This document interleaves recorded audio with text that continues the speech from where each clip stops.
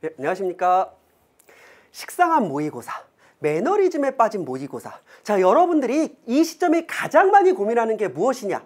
모의고사 기간 6개월, 과연 6개월을 다 해야 되냐? 3개월만 하면 되는 거 아니냐? 6개월은 학원의 상술 아니냐? 이런 말이 나온 시점에 여러분들은 모의고사가 이상해진 걸 느끼고 있는 겁니다. 자, 그래서 저희가 모였습니다. 자, 저희는요, 여러분들의 합격만을 위해, 진정한 모의고사를 위해 시대가 바뀌었어요. 시대가 바뀌었는데 기존의 학원들은 아직도 20세기 방식으로 모의고사가 나오고 있다는 겁니다. 새 시대에 맞는 새로운 모의고사. 자, 그래서 뭉쳤습니다. 2019년 최강 모의고사팀 웰페인저스. 자, 중요한 건요, 제가 이 프레젠테이션을 전담했기 때문에 제가 이름 줬죠.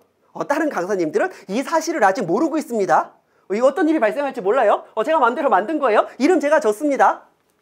자, 보세요. 웰페인저스 모의고사 대놓고 홍보합니다. 이 자료는, 이 영상은 여러분들에게 유용한 정보를 주지 않습니다. 오직 여러분들에게 홍보 영상을 제공할 뿐입니다. 모의고사.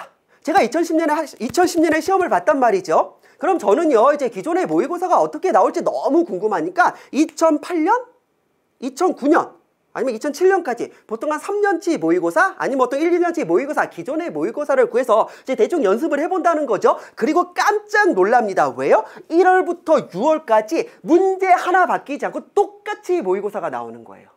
돌려막기를 제대로 하고 있다는 거죠. 그때도 놀랐지만 2018년 또 놀랐습니다. 왜요? 여전히 2010년에 제가 봤던 모의고사가 그대로 나오고 있다는 거죠. 지금 관세사 35회차입니다. 여러분들은 36회차 관세사가 돼야 되는데 모의고사는 36년째 울거먹고 있다는 거죠. 언제까지 이런 모의고사에 여러분들이 휘둘릴 겁니까? 자, 이제 여러분은 결정하실 때입니다.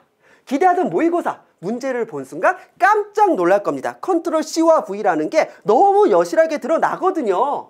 보세요. 35년산 모의고사. 아직도 이걸 보실 겁니까? 저희는 다릅니다. 자, 더 이상 문제를 울거먹지 않습니다. 여러분의 합격을 위해, 여러분의 수준을 위한 맞춤형 문제가 여러분을 기다리고 있습니다. 지금부터 모의고사에 대한 정보를 시작하도록 하겠습니다.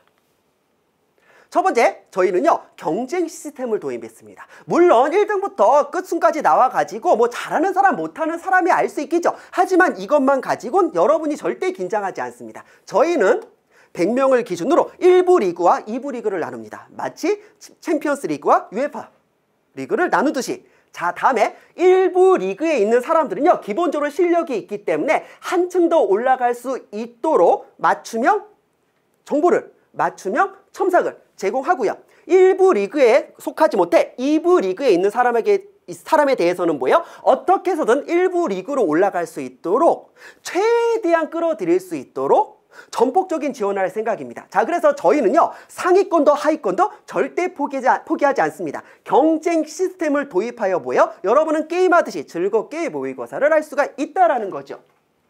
자, 죽느냐 사느냐, 어차피 경쟁인 거 즐겁게 경쟁하시면 된다라는 겁니다.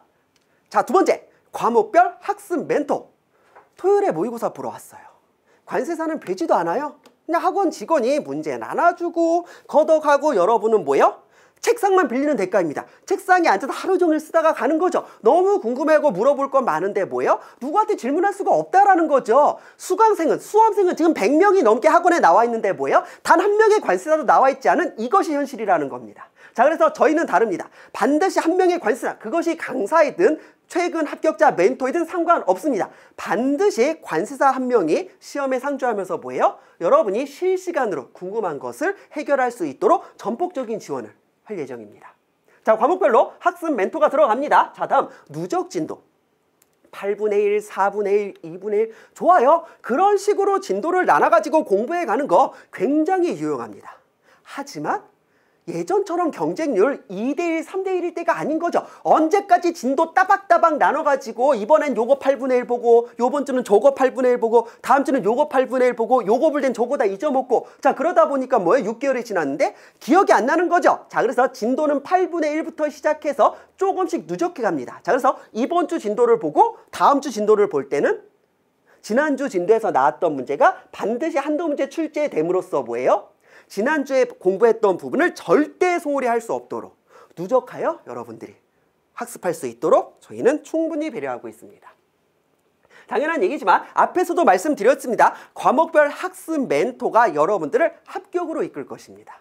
물론 100명이 넘는 모의고사 응시생이 있기 때문에 사실 이 중에 합격하는 건 90명입니다.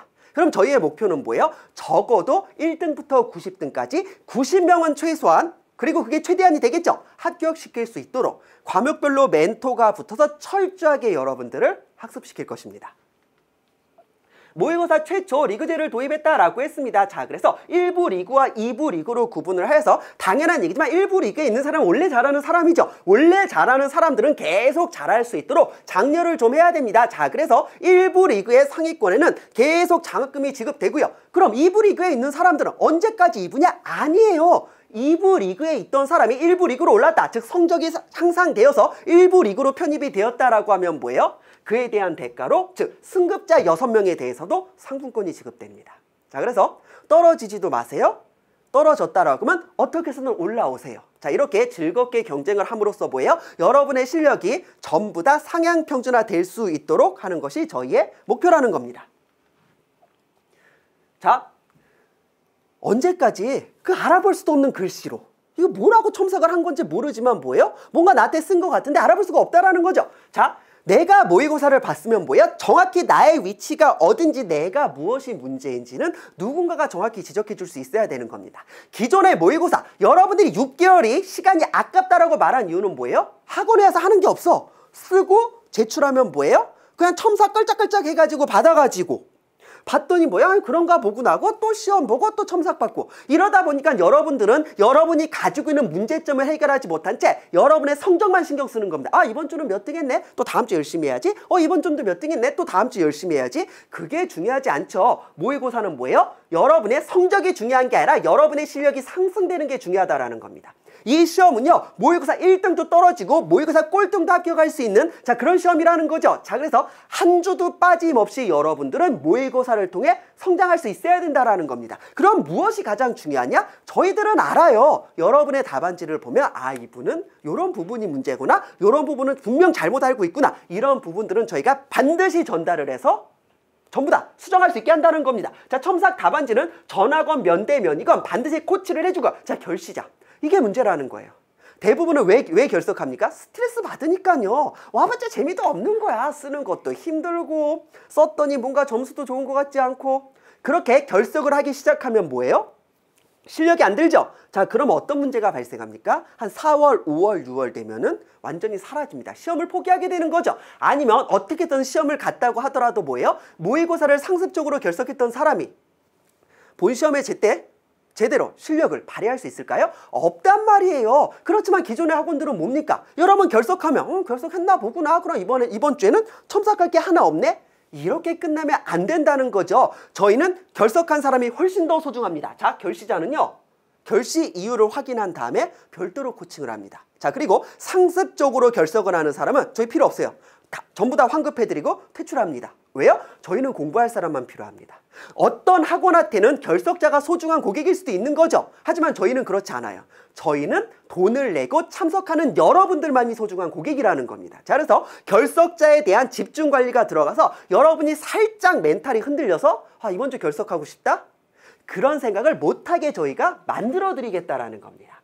자, 3번과 4번 적절한 학습 방법을 제시하고, 학습 방법론 질문에 대한 답변을 실시간으로 제공해서 뭐예요? 여러분은 모의고사 기간 동안 단 하루도 소홀히 하지 않고 성적이 향상될 수 있도록, 물론 학원 내에서의 경쟁이기도 하지만 뭐예요? 학원 간의 경쟁이기도 하는 거죠. 우리 학원에서 90등이 됐지만 뭐예요? 다른 학원 가서는 1등을 할 수 있도록, 자, 그렇게 여러분을 특별하게 만들어 드리겠습니다.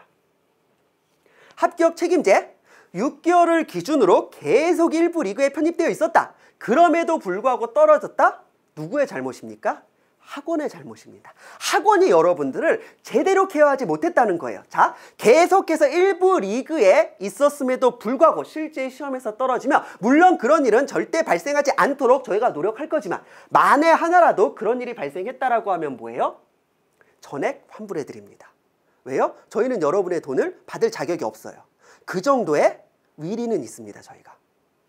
그 정도의 상식은 있는 사람들이에요. 자, 그러면 제일 중요한 건 뭐예요? 그래, 이렇게 학원이 시스템이 좋다고 쳐. 그럼 과연 실제 모의고사 문제를 출제하고 답안지를 채점해주는 그 강사진은 얼마나 좋은데 괜히 그 1년차 강사들 가지고 돈벌이 하는 거 아닌가? 그렇지 않습니다. 제가 2010년 합격자, 자 그럼 이제 여러분이 모의고사 볼 때가 되면 9년차 관세사가 되는 거죠. 제가 막내입니다.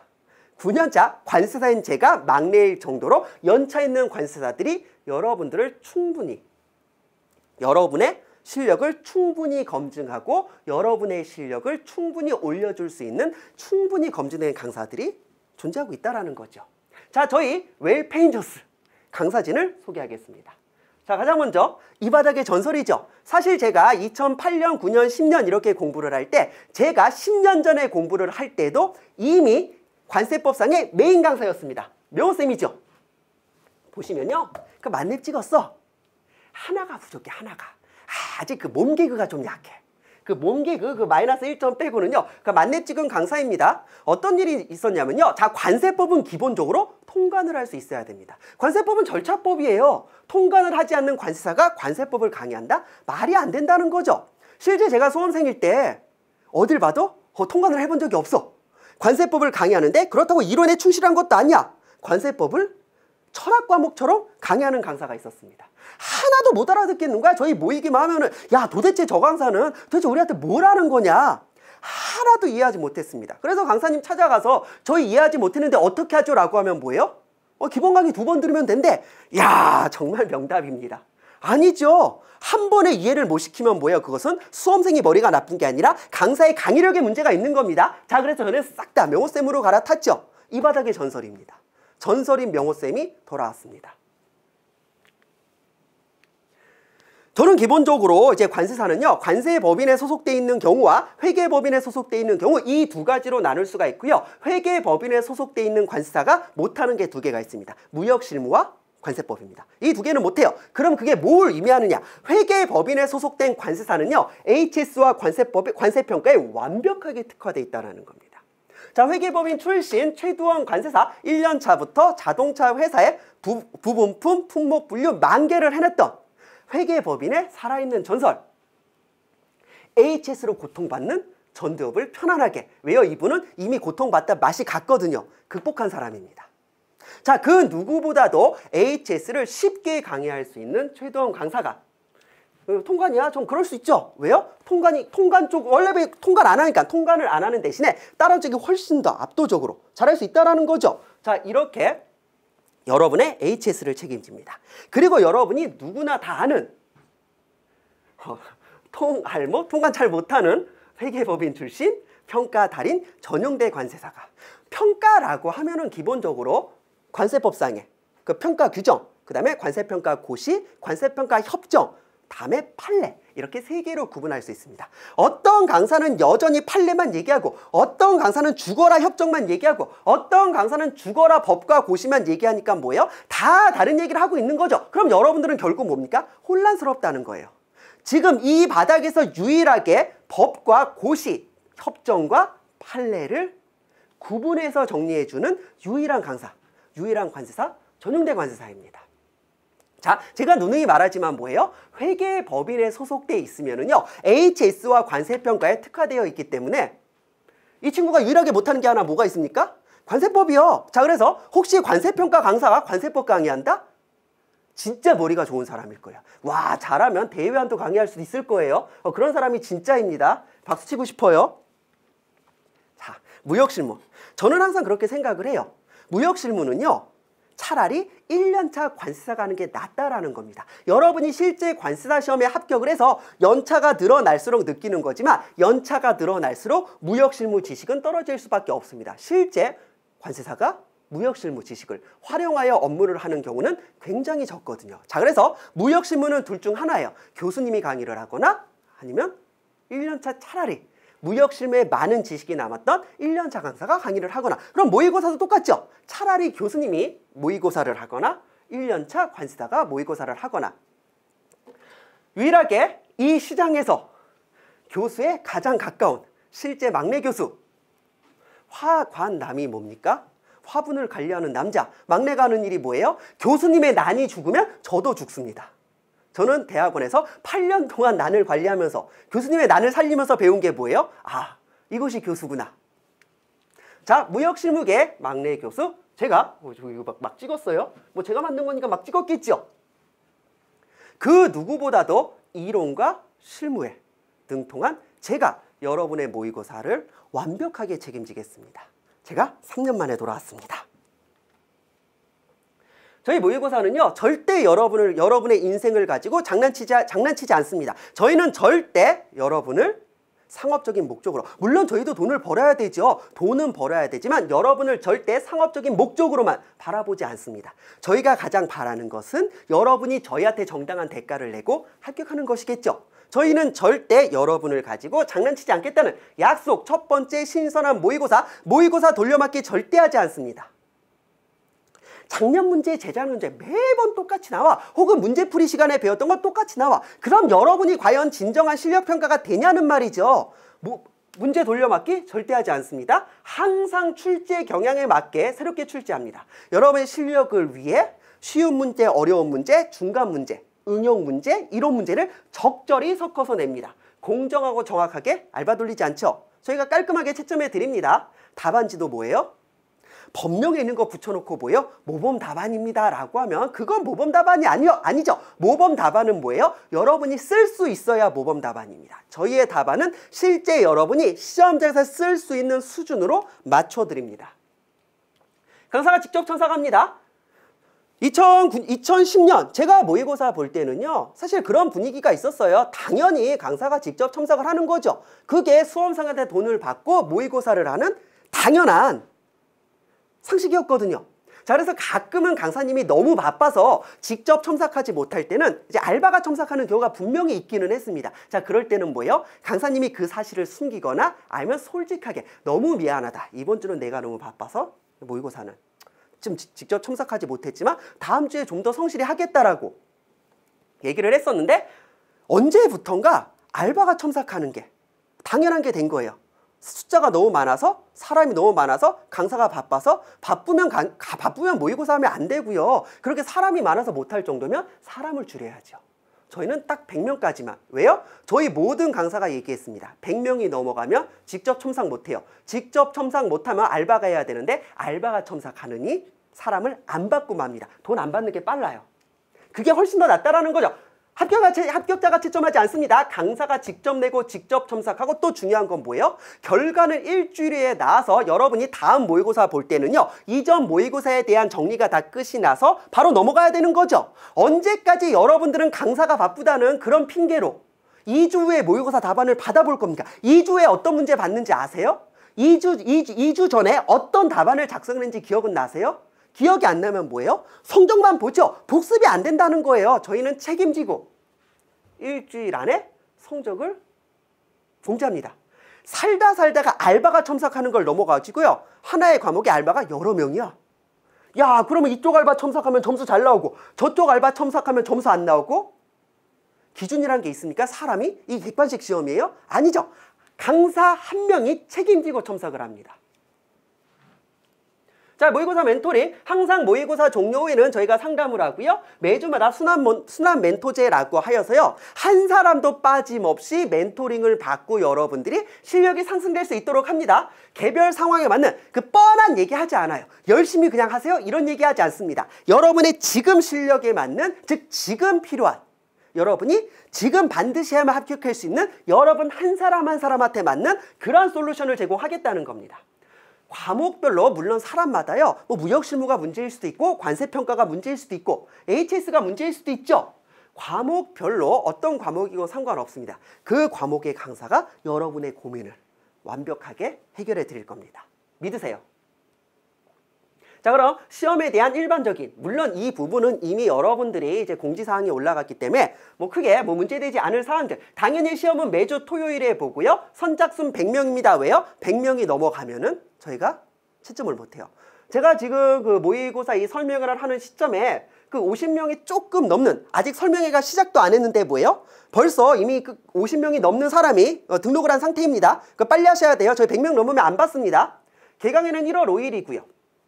장소는 뭐 대부분 강남에 계시니까요, 신림동 고시촌에서 조용하게 모의고사가 진행될 예정입니다. 네, 모의고사 일정은 1월부터 6월까지 이제 누적 진도로 진행된다고 말씀드렸고요. 설 연휴에는 쉬어야죠. 우리가 그래도 가족이 있는데 여러분 그 설날에까지 그렇게 열심히 안 하셔도 돼요. 쉬셔도 됩니다. 모의고사 시험 시간은 여러분이 실제 시험 시간과 동일하게 진행이 될 겁니다. 모의고사 출제 범위는 이제 8분의 1부터 시작하여 4분의 1, 2분의 1, 그 다음 5월, 6월의 전범위가 되면서 누적 범위입니다. 누적 범위이기 때문에 지난주에 공부했던 걸 이번 주에 안 해도 된다? 이런 식으로 생각하시면 안 된다는 거죠. 사실 이 비용이 맞습니다. 이 정도는 받아야 여러분, 저희 강사들이 채점할 수 있어요. 자, 그래서 6개월, 사실 뭐 우리 때보다 좀 싸진 것 같기도 하고.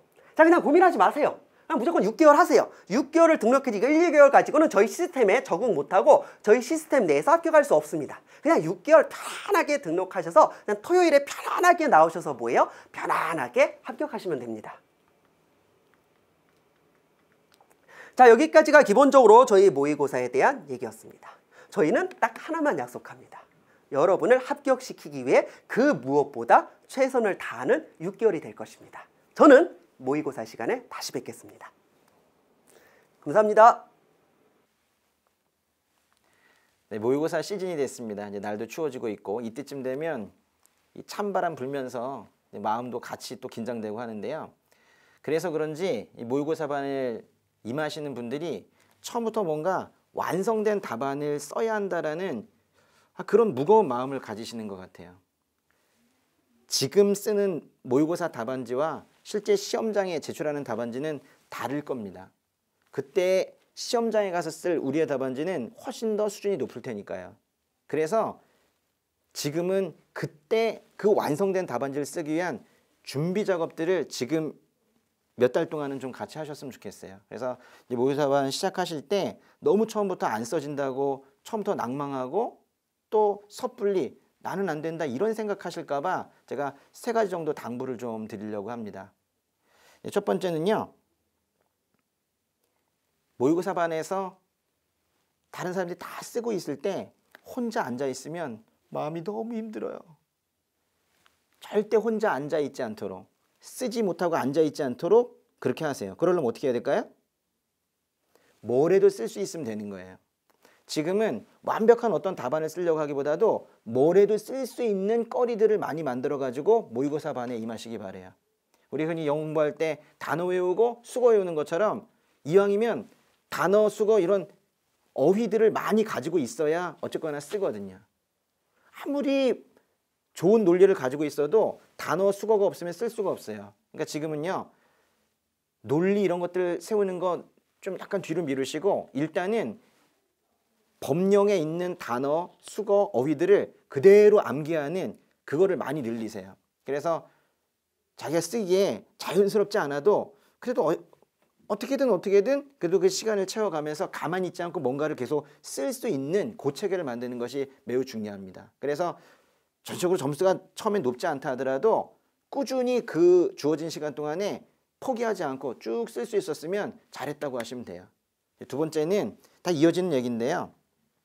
처음부터 너무 완성된 답안, 즉 논리적인 답안, 출제자가 원하는 답안 그걸 하려고 하지 마시고 일단 특별히 관습법의 경우에는 법령에 있는 내용들을 그대로 기술하는 거에 만족을 하세요. 그걸 너무 멋있게 바꾸려고 하고 이렇게 하다 보면은 원래 그대로 써야 되는 그 부분도 흐트러지게 되어 있어요. 지금은요. 욕심을 조금만 버리세요. 그래야지 나중에 더 잘 됩니다. 그래서 지금은 오히려 자기 생각으로 변형하다 보면 오히려 오류도 생길 수가 있기 때문에 그대로 옮겨 놓는 작업들을 그렇게 하시는 것이 좋겠어요. 마지막으로 하나 더 말씀드릴 것은요. 어떤 문제가 출제될지를 지금부터 고민하시지 않았으면 좋겠어요. 마음대로 예상을 해서 이거 삭제, 이거 안 나와 이렇게 하다 보면 할 게 없습니다. 지금은요. 특별히 관습법의 경우에는 1조부터 330조까지 그냥 출제 확률 따지지 말고 그대로 외워가세요. 특별히 법률의 경우에는 어떤 걸 막 한 배로 버리지 마시고 이것도 나올 것 같고 저것도 나올 것 같다. 이건 5점 분량밖에 안 되지만 나중에 큰 문제에 한 목차로 들어가지 않겠는가 이런 생각으로 겸허한 마음을 가지시고 전체를 다 외워가셨으면 좋겠어요. 지금 제외하면 나중에 집어넣기 어렵습니다. 그래서 지금은요 그냥 좀 편한 마음으로 오히려 그렇게 임하셨으면 좋겠어요. 일단은 다 보세요. 실제 시험에서 당락이 결정되는 건 아마도 다른 사람들이 버린 것을 내가 썼을 때 거기에서 합격이 확실해질걸요. 모의고사반 하실 때 제가 예전에 모의고사반 제가 수험생 때 기억이 나요. 그때 제가 다른 사람들이 막 쓰고 있을 때 저 혼자 멍하니 있으면서 하루 종일 있었던 그 기억이 있는데 별로 좋지 않더라고요.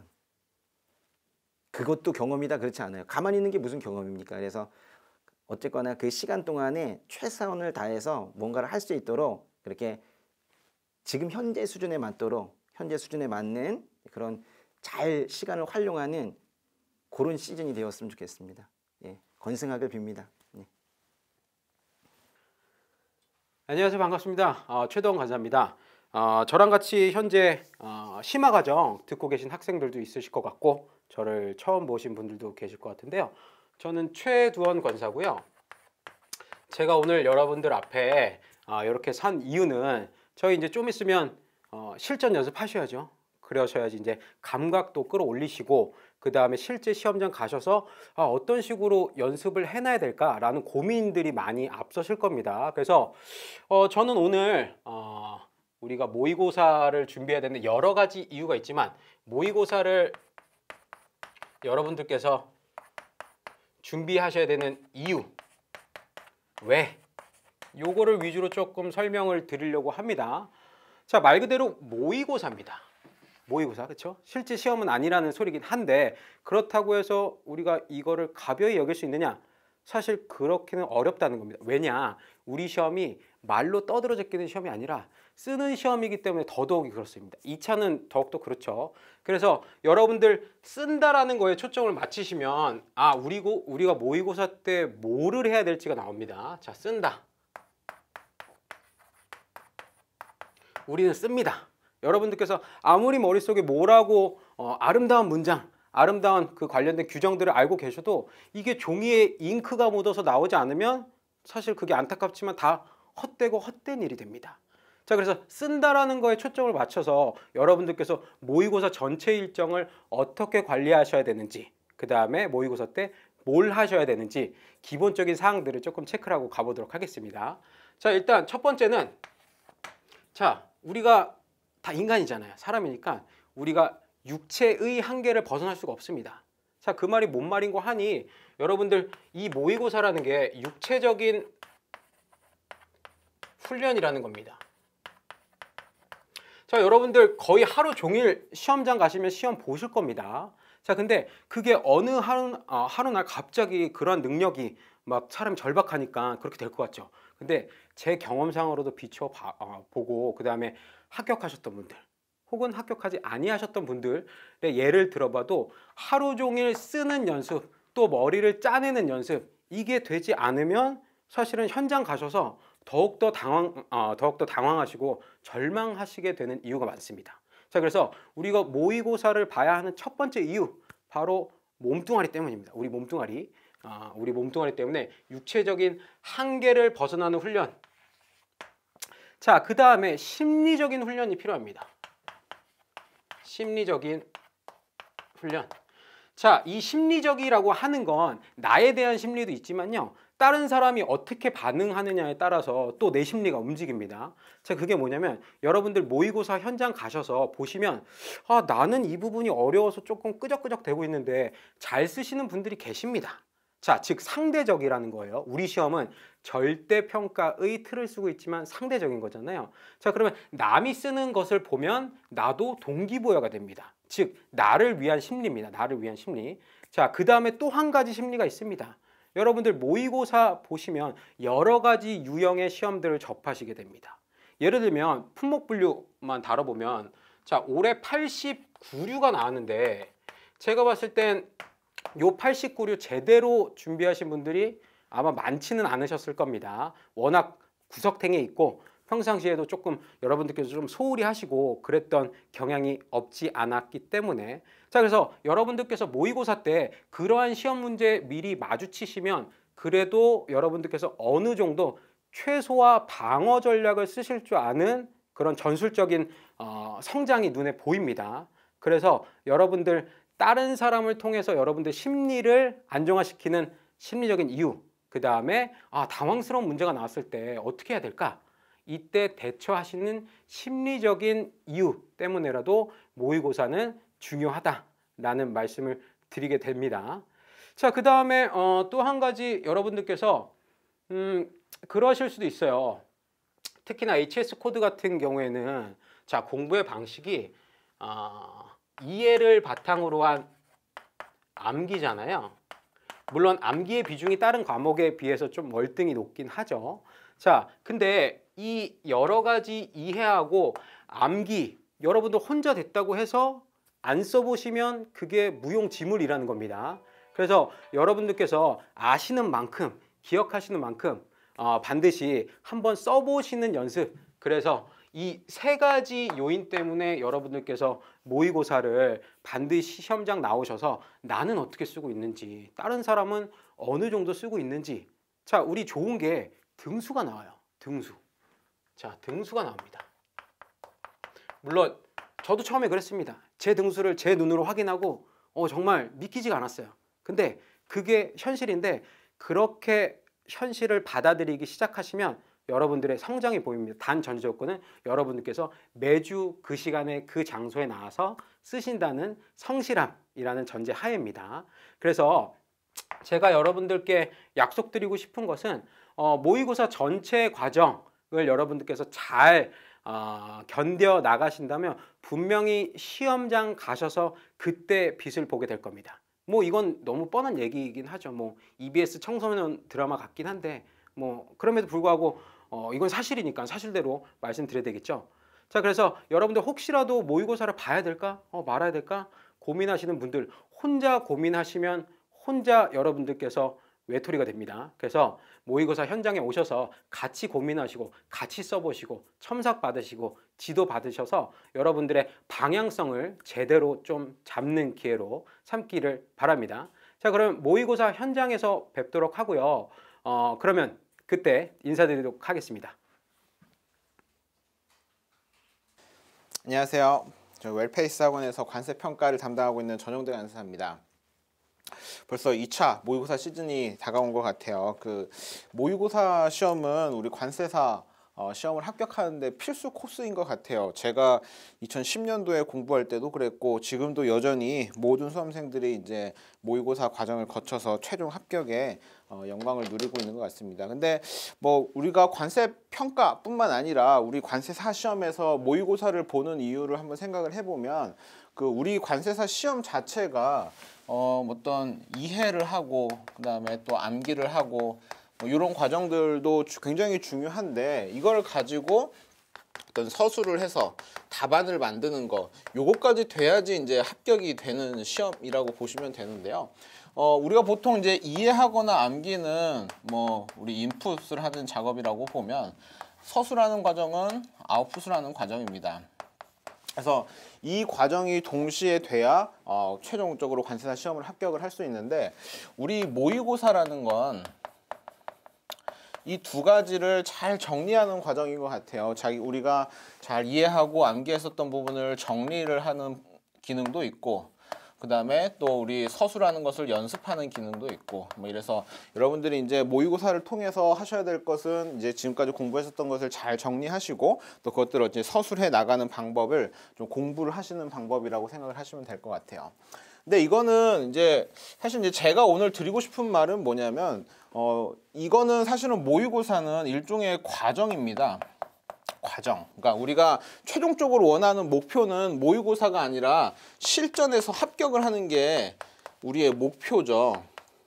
그래서 근데 이제 우리는 결과적으로는 이제 이 실전을 굉장히 잘 봐야 되는 건데 제가 이제 여러분들한테 모의고사를 잘 보는 게 중요한지 아니면 실전에서 합격하는 게 중요한지 두 가지를 물어보면 당연히 실전에서 합격하는 것이 당연히 중요하다고 생각을 하는데 수험생들 제가 이제 작년, 재작년에도 계속 이제 모의고사를 쭉 진행을 하다 보면 많은 수험생들이 어떤 수험 과정에서의 심리적 불안 뭐 이런 것들 때문에 그럴 수 있는데 모의고사를 잘 보는데 더 집중을 하시는 분들이 많이 생기는 것 같아요. 그래서 여러분들이 모의고사 이 과정에 집착하지 말고 실제로 이 실전에서 합격할 수 있으려면 여러분들이 모의고사를 어떻게 활용을 하셔야 되고 그리고 이제 그거에 맞춰서 웰페이스 학원에서는 모의고사를 어떻게 진행하는지 그 두 가지를 좀 오늘 설명을 드리겠습니다. 자, 첫 번째는 이제 모의고사에 집중할 것이 아니라 실전에 이제 집중하기 위해서는 제일 피해야 될 게 첫 번째는 우리 익숙한 것. 익숙한 것을 좀 피하시는 연습을 의도적으로 하셔야 돼요. 그래서 뭐 익숙한 문제가 나오고 익숙한 뭐 지문이 나오면 실제로 이제 모의고사 보는데 모의고사를 잘 보겠죠. 모의고사를 잘 보겠죠. 그래서 뭐 익숙한 강사나 익숙한 교재나 익숙한 문제, 시중에도 이미 많은 문제들과 많은 교재들이 나와 있잖아요. 그래서 이제 그렇게 익숙한 거를 자꾸 연습을 하시면 모의고사는 굉장히 잘 보실 텐데 실전에서는 잘 못 볼 가능성이 굉장히 많아요. 왜냐하면 이번 우리 관세 평가 문제만 하더라도 굉장히 뭐 똑같은 개념이라도 어렵게 물어보잖아요. 그래서 절대 시험에서는 익숙한 문제가 나오질 않습니다. 그래서 여러분들이 답안을 보고 얼마나 공평하게 좀 채점이 되고 또 객관적으로 피드백을 받고 구체적인 피드백을 받아서 어떤 것을 내가 수정을 해야 되는지 이런 것들을 잘 연습하는 쪽으로 모의고사를 잘 활용을 하셔야 될 것 같고요. 그래서 저도 이번 모의고사에서는 제가 이제 가지고 있는 문제들이 많이 있지만 그런 문제들은 그 문제풀이반에서 다 공개를 할 거고 실제 모의고사에서는 좀 익숙한 문제를 최대한 내지 않을 겁니다. 그래서 여러분들이 실제 시험에서도 익숙하지 않은 문제가 나왔을 때 어떻게 이제 대처를 할 수 있을지 이것들에 좀 집중을 하는 모의고사 시간을 만들겠습니다. 그리고 두 번째는 우리 너무 결과라는 건 모의고사 결과죠. 모의고사 결과, 뭐 등수 이런 거에 뭐 일희일비하지 않았으면 좋겠어요. 이제 공부를 하시다 보면 이제 뭐 어떨 땐 잘 볼 때도 있고 어떨 땐 못 볼 때도 있죠. 근데 그렇다고 해서 내가 정말 공부를 잘해서 실제로 합격을 할 거냐 아니면 내가 이번 모의고사를 잘 못 봤다 그래서 실전에서 불합격을 할 거냐 이거는 완전히 다른 얘기이기 때문에 모의고사의 점수에 너무 집중을 해서 일희일비하지 마시고 이 모의고사를 어떤 문제가 나오더라도 모르는 문제가 당황스러운 문제가 나온다 하더라도 그것을 어떻게 대처할 수 있는지 경험을 하시고 그리고 또 모의고사를 통해서 또 제가 좋은 지문들 다 소개를 시켜드릴 텐데 그런 부분들 사실 이제 뭐 고득점반이나 문제풀이반에서도 또 못했던 부분들 또 모의고사에서 다 제공을 해드리니까 그런 부분들을 가지고 공부하는 하나의 과정으로 생각을 하셔야 모의고사를 활용해서 최종 목표인 합격을 할 수 있을 것 같습니다.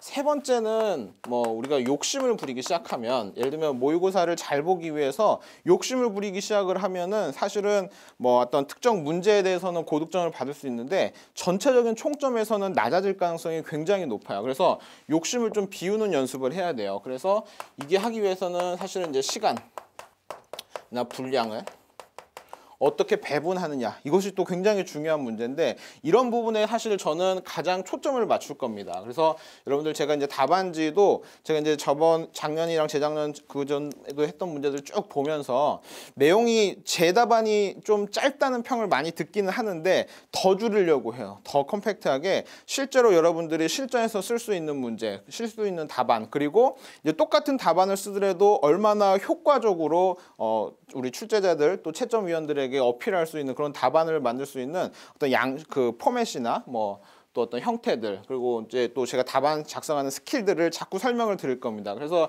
이제 이런 부분들은 제가 좀 집중을 해서 답안을 드릴 거고 이런 부분도 좀 연습을 할 수 있도록 제가 충분히 좀 배려를 해서 문제를 출제를 할 겁니다.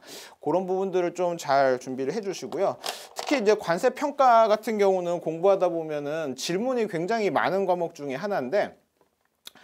이번에는 제가 모의고사 시간에 여러분들 모의고사 보실 때 가끔 이제 4교시에 가가지고 그 시험 감독을 할 거예요. 시험 감독을 하고 4교시 끝나고 여러분들 그 Q&A도 받고 그다음에 뭐 공부 방법이라든지 아니면 질문 사항에 대해서 또 질문도 받고 면담도 하고 이제 그런 시간을 제가 충분히 많이 마련을 할 겁니다. 그래서 또 그 외에도 아마 웰페이스 학원에서 이번에 새롭게 하면서 이제 새로운 제도들을 많이 연구하시고 좋은 제도가 있는 것 같아서 여러분들이 이제 그런 부분들 잘 활용하시면 이번 모의고사에서 좋은 성적을 얻어서 최종적으로 합격하는데 여러분의 좋은 길잡이가 될 것 같습니다.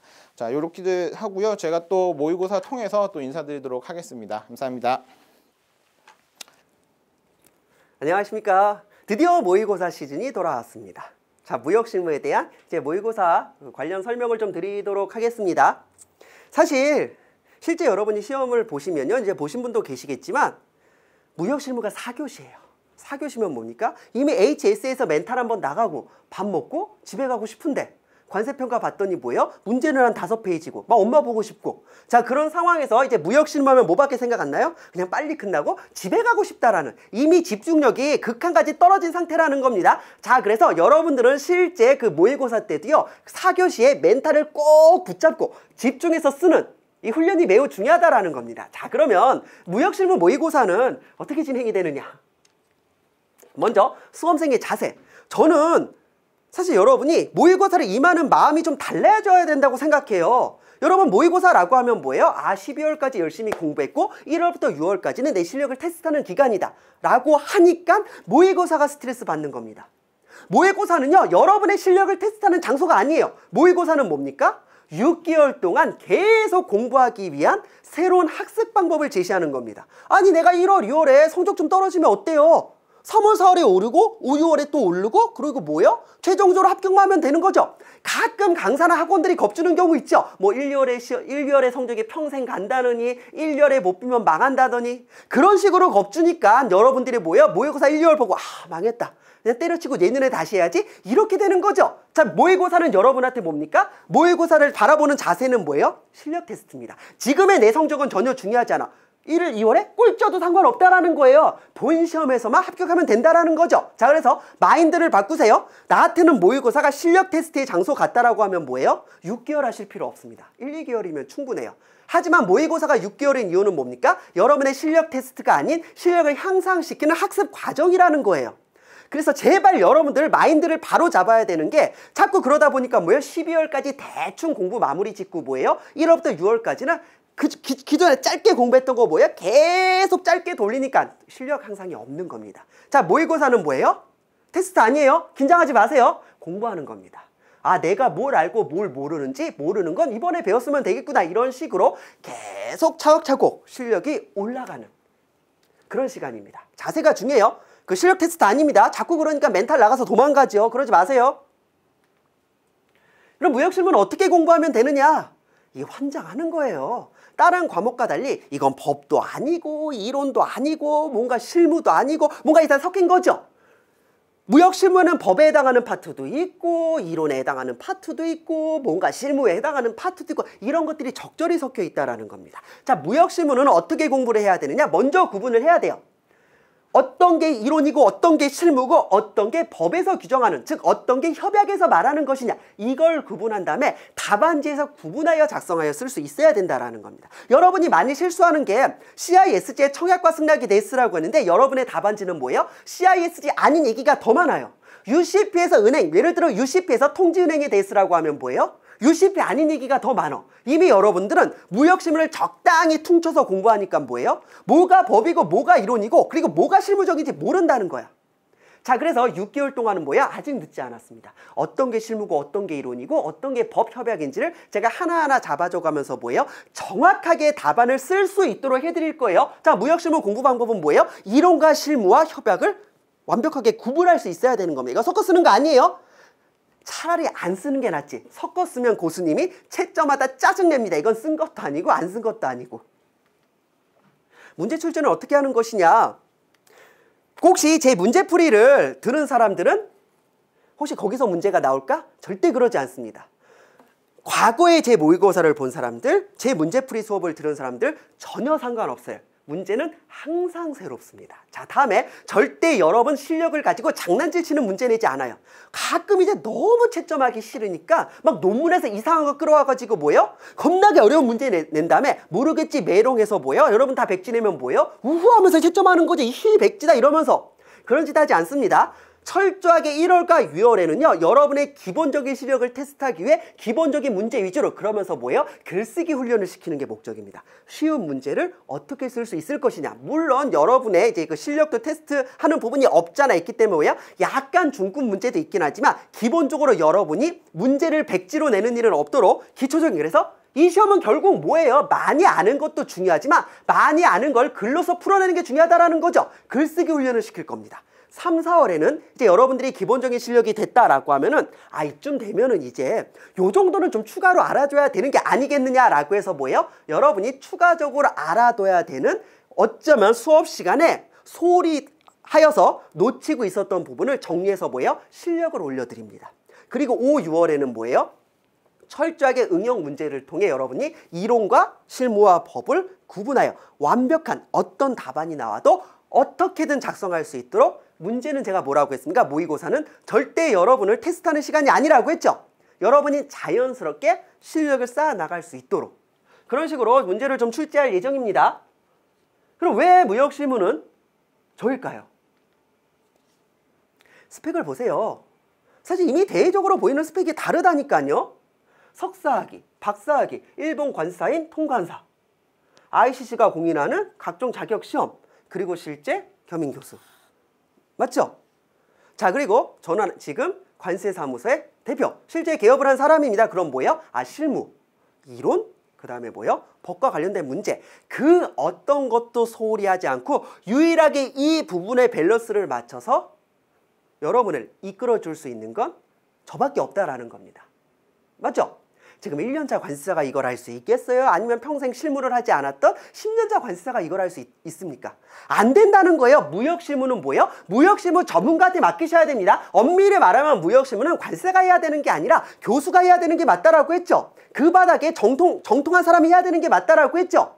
자, 그래서 관세사가 누구나 무역실무를 할 수 있을 것이라고 착각하지 마세요. 저밖에 없습니다. 여러분의 실력을 이끌어내서 여러분의 합격까지 정확히 맞춰줄 수 있는 사람 이 바닥에 저밖에 없다라는 거죠. 자, 믿으세요.